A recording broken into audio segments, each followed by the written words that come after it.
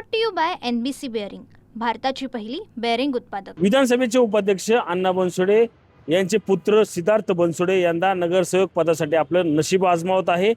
काल त्यांनी त्या ठिकाणी अर्ज देखील दाखल केला. आज अर्जाची छाननी होत असताना त्यांचे प्रतिस्पर्धी उमेदवार काँग्रेसचे नेते उमेश खंदारे जे आहेत ते त्यांनी एक धक्कादायक अशी माहिती या ठिकाणी समोर काढलेली आहे. त्यांच्यावर गुन्हे दाखल असल्याचं, प्रतिज्ञापत्र असल्याचं समोर आलेलं आहे. याच संदर्भात बोलण्यासाठी आपल्यासोबत सिद्धार्थ बनसोडे यांचे विरोधी उमेदवार आपल्यासोबत आहेत.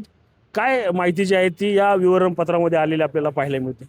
आज पिंपरी चिंचवड महानगरपालिकेच्या निवडणुकीच्या संदर्भात अर्जांची छाननी पार पडली. त्याच्यामध्ये ज्यावेळेस या अर्जांच्या छाननीवर आपण ज्यावेळेस एखादा ऑब्जेक्शन रेज करायचं असतं त्यावेळेस हे जे नामनिर्देशन पत्र पिंपरी चिंचवड महानगरपालिकेच्या वेबसाईटवर आपण पाहिलं, ते डाउनलोड केलं, त्यावेळेस एक धक्कादायक माहिती समोर आली की ज्याच्यामध्ये वय वर्ष 25 असणाऱ्या या उमेदवारावर 307 सारखा म्हणजे अटेम्प्ट टू मर्डर, त्याचप्रमाणे बेकायदेशीर जमा जमवून दहशत माजवणे, शिवीगाळ करणे, मारहाण करणे, त्याचप्रमाणे आर्म्स ॲक्ट त्याच्या अंतर्गत हे गुन्हे दाखल आहेत. त्याच पद्धतीचे 2 गुन्हे या ठिकाणी दाखल असल्याचं त्यांनी स्वतःच्या शपथपत्रामध्ये ॲफिडेव्हिटमध्ये नमूद केलेलं आहे. तर मला एक गोष्ट वाटते की अशा पद्धतीने जेव्हा प्रभागामध्ये अशा पद्धतीने उमेदवार दिले जातात ते कुठेतरी गुन्हेगारी पार्श्वभूमीचे नसावेत. कारण इतक्या तरुण वयामध्ये जर हा उमेदवार अशा पद्धतीने जर गुन्हे करत असेल, दहशत माजवत असेल, तर उद्या या प्रभागामध्ये निवडून आल्याच्या नंतर या प्रभागातील तरुणांसमोर किंवा एक म्हणतात ना दंडेलशाही केली जाईल, त्या प्रभागामध्ये दहशत माजवली जाईल आणि सर्वसामान्यांमध्ये भीतीचं वातावरण निर्माण होईल.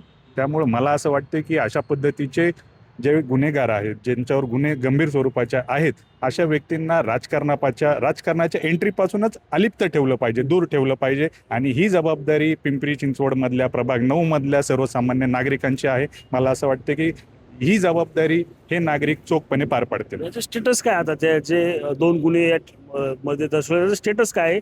निर्दोष सुटलाय किंवा काय त्याचं स्टेटस आहे? निर्दोष सुटका नाही, याच्यामध्ये ते न्यायप्रविष्ट आहेत.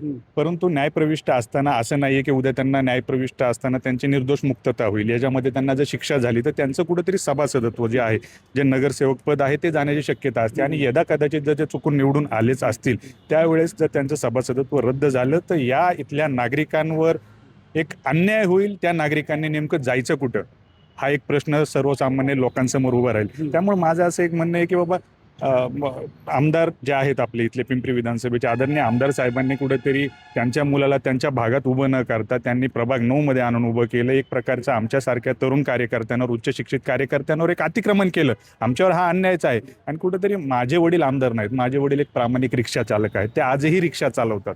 मग याचा अर्थ असं नाही आहे की आम्ही निवडणुका लढवायच्या नाही आहेत. आम्हाला पिंपरी चिंचवडमधल्या या प्रभाग 9 मध्ये एक भीतीमुक्त, एक भयमुक्त, एक विकासाचं राजकारण करायचं आहे. आणि मला असं वाटतं की या राजकारणासाठी मला इथले स्थानिक नागरिक जे आहेत ते पूर्णपणे पाठिंबा देतील आणि माझ्यासोबत उभा राहतील. ही जी निवडणूक आहे ही आमदार पुत्राविरोधात एक सर्वसामान्य घरातला एक प्रामाणिक रिक्षा चालकाचा मुलगा अशी 100% होणार आहे. याबाबतीत मी तुम्हाला गॅरंटी देतो. आपण पाहिलं तर 2 गुन्हे जे आहेत ते सिद्धार्थ बनसोडे याच्यावर या ठिकाणी असल्याचं नमूद जे आहे ते त्यांनी या प्रतिज्ञापत्रात केलेलं आहे.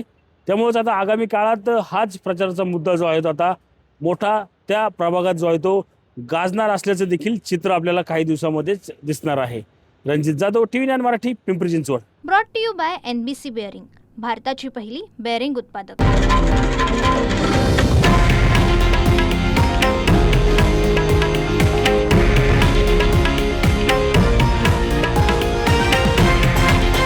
हे आहे देशातील नंबर 1 न्यूज नेटवर्क आणि आपण पाहत आहात TV9 मराठी, एकमेव.